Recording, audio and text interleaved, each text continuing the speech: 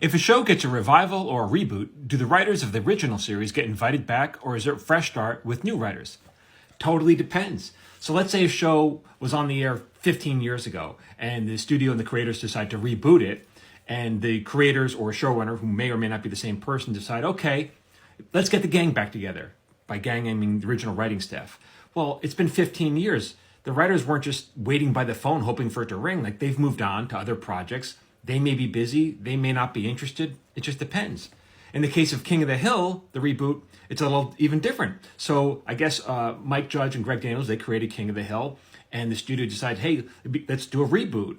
Now, for some reason, whatever reason, Mike and Greg didn't want to create the new pilot. They didn't want to do the day-to-day operations of the show. They didn't want to be the showrunner. The showrunner is the head writer, decides what stories are be told and how they're going to be told. For whatever reason, they didn't want to have that level of involvement. So they found someone to do that, to create the updated version. They found this guy, Saladin Patterson, who I think had an overall deal at 20th Century Fox. So he was already under contract with the studio. The studio was already paying him, and the studio liked him.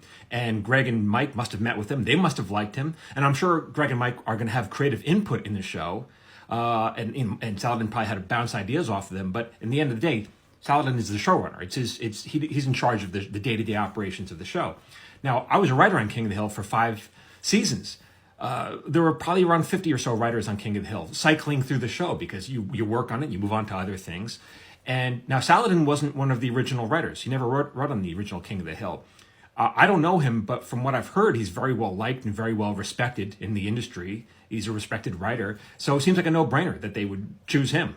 Perfect. So he writes the pilot. The pilot goes to series. Now at this point, Saladin has to choose a writing staff.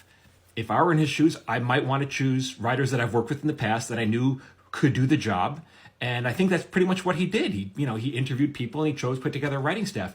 Of the writing staff, as far as I know, the only one of the original writers, Norm Hiscock, out of those 50 writers, is going to be involved in the reboot. Will that make the show better or worse?